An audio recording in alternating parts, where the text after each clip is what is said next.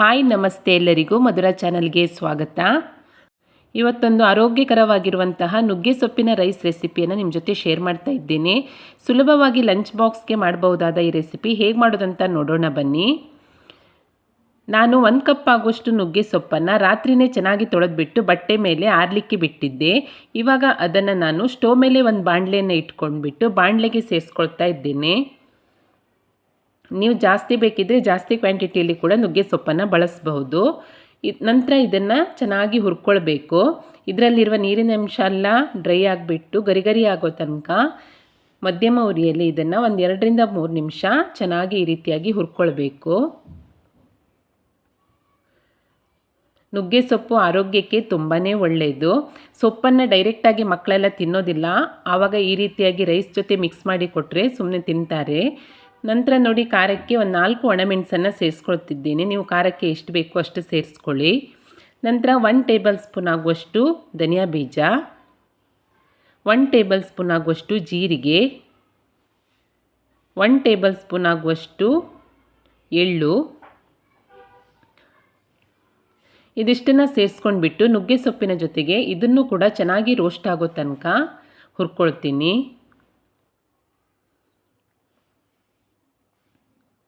ರುಚಿ ಮಾತ್ರ ತುಂಬಾ ಚೆನ್ನಾಗಿರುತ್ತೆ ನುಗ್ಗೆ ಸೊಪ್ಪಿನ ರೈಸಿಂದು.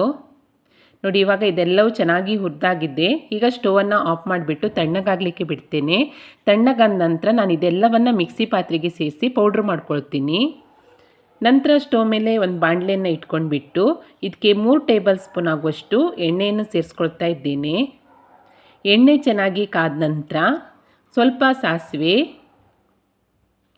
ಸ್ವಲ್ಪ ಉದ್ದಿನಬೇಳೆ, ಸ್ವಲ್ಪ ಕಡಲೆಬೇಳೆ,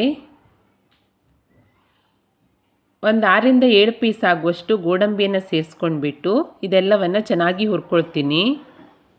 ನಂತರ 1-2 ಬೆಳ್ಳುಳ್ಳಿಯನ್ನು ಚಿಕ್ಕದಾಗಿ ಕಟ್ ಮಾಡಿಬಿಟ್ಟು ಸೇರಿಸ್ಕೊಂಡಿದ್ದೀನಿ. ಹಾಗೆ ಸ್ವಲ್ಪ ಕರಿಬೇವಿನ ಸೊಪ್ಪನ್ನು ಸೇರಿಸ್ಕೊಂಡ್ಬಿಟ್ಟು ಒಗ್ಗರಣೆ ಜೊತೆಗೆ ಚೆನ್ನಾಗಿ ಹುರ್ಕೊಳ್ತಾ ಇದ್ದೇನೆ.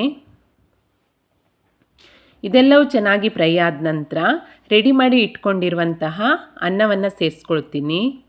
ನೀವು ರಾತ್ರಿ ಉಳಿದಿರುವ ಅನ್ನವನ್ನು ಕೂಡ ಸೇರಿಸಿ ಮಾಡ್ಕೊಳ್ಬಹುದು. ನಂತರ ಹುರಿದು ಪೌಡ್ರ್ ಮಾಡಿರುವಂತಹ ನುಗ್ಗೆ ಸೊಪ್ಪಿನ ಮಸಾಲೆ ಹುಡಿಯನ್ನು ಸೇರಿಸ್ಕೊಳ್ತೀನಿ. ರುಚಿಗೆ ತಕ್ಕಷ್ಟು ಉಪ್ಪು. ಇವಾಗ ಎಲ್ಲವನ್ನು ಚೆನ್ನಾಗಿ ಮಿಕ್ಸ್ ಮಾಡಿಕೊಳ್ಬೇಕು. ಈ ರೀತಿಯಾಗಿ ಅನ್ನದ ಜೊತೆ ಮಸಾಲೆ ಎಲ್ಲವನ್ನು ಚೆನ್ನಾಗಿ ಮಿಕ್ಸ್ ಮಾಡಿಕೊಂಡ್ರೆ ನೋಡಿ, ರುಚಿಯಾದ ನುಗ್ಗೆ ಸೊಪ್ಪಿನ ರೈಸ್ ರೆಡಿಯಾಗತ್ತೆ. ತುಂಬಾ ಚೆನ್ನಾಗಿರುತ್ತೆ. ಆರೋಗ್ಯಕ್ಕೆ ಕೂಡ ತುಂಬಾ ಒಳ್ಳೆಯದು. ನೀವು ಲಂಚ್ ಬಾಕ್ಸಿಗೆ ಕೂಡ ತುಂಬಾ ಸುಲಭವಾಗಿ ಮಾಡಿಕೊಡಬಹುದು. ಸೊಪ್ಪನ್ನು ತಿನ್ನದವರಿಗೆ ಈ ರೀತಿಯಾಗಿ ಅನ್ನದ ಜೊತೆ ಮಿಕ್ಸ್ ಮಾಡಿ ಕೊಟ್ಟರೆ ತಿಂತಾರೆ.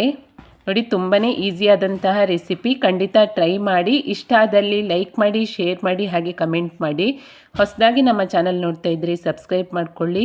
ಸಿಗೋಣ ಮುಂದಿನ ರೆಸಿಪಿಯಲ್ಲಿ. Thank you for watching.